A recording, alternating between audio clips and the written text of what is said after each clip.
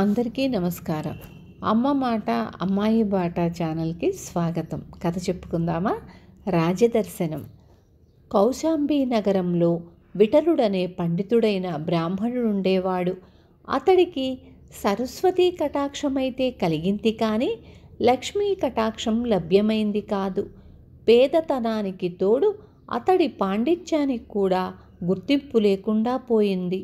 విఠలుడు తన భార్యాబిడ్డల్ని పస్తులుంచలేక రాజుగారి దర్శనం చేసుకుని తన విద్యా పాటవం ప్రదర్శించి ఏదైనా ఉద్యోగం సంపాదించుకోవాలనే ఉద్దేశ్యంతో రాజధానికి బయలుదేరాడు. అయితే ఆ సమయంలో కౌశాంబి రాజోద్యోగుల్లో లంచగొండితనం ప్రబలంగా ఉంది. చిన్న పనికైనా సరే వాళ్ళు లంచం ఇవ్వందే ముందుకు కదలనివ్వరు. కొన్ని పనులకు లంచం ఎంత ఇవ్వవలసి ఉంటుందో వాళ్ళు నిర్ణయించేశారు కూడా. విఠలుడికి ఈ సంగతులేమీ తెలియవు. అతడు సరాసరి ద్వారపాలకుడి వద్దకు పోయి రాజదర్శనానికి పోతున్నట్లు చెప్పాడు. ద్వారపాలకుడు చెయ్యి చాచి, ముందు నా మామూలు ఇచ్చిపో, లోపల ఇంకా 4 ద్వారాలున్నాయి, అక్కడి వాళ్లకు కూడా మామూలు ఇచ్చుకోవలసి ఉంటుంది అన్నాడు. విఠలుడు విస్తుపోయి, రాజదర్శనానికి మామూళ్ల పేరుతో ఇలా లంచమేమిటి? సరాసరిపోయి ప్రభువుల వారిని మేము దర్శించుకోకూడదా అని అడిగాడు. అట్టే మాట్లాడక డబ్బు తెచ్చి ఉంటే ఇచ్చి కదులు, లేదు వచ్చిన దారినే పో అని కసురుకున్నాడు ద్వారపాలకుడు. విఠలుడికి కన్నీళ్ల పర్యంతమయ్యింది. ఇవ్వటానికి అతని దగ్గర చెల్లిగవ్వలేదు. ద్వారపాలకులకు డబ్బిస్తే కానీ రాజదర్శనం కాదు. దిగులు ముఖంతో వెనక్కి తిరిగిపోతున్న అతనికి హఠాత్తుగా ఒక ఆలోచన వచ్చింది.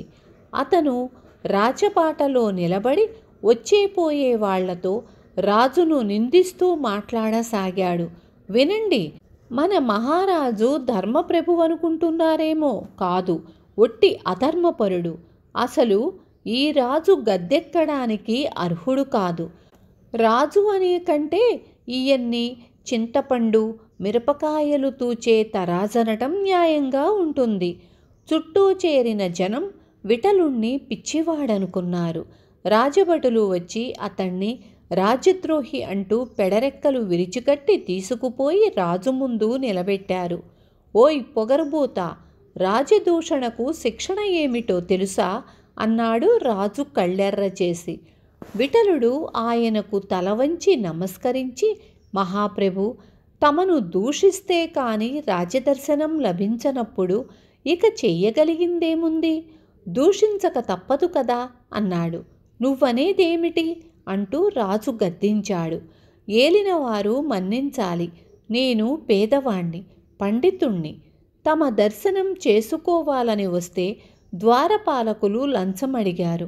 అందుకే రాజవీధిలో నిలబడి తమను దూషిస్తున్నట్లు నటించాను. వెంటనే తమ దర్శన భాగ్యం కలిగింది అన్నాడు విఠలుడు. రాజు విచారించగా ఉద్యోగుల అవినీతి బయటపడింది. ఆయన వాళ్లను కఠినంగా శిక్షించి విఠలుడికి తన కొలువులో మంచి పదవి ఇచ్చాడు. విన్నారు కదా.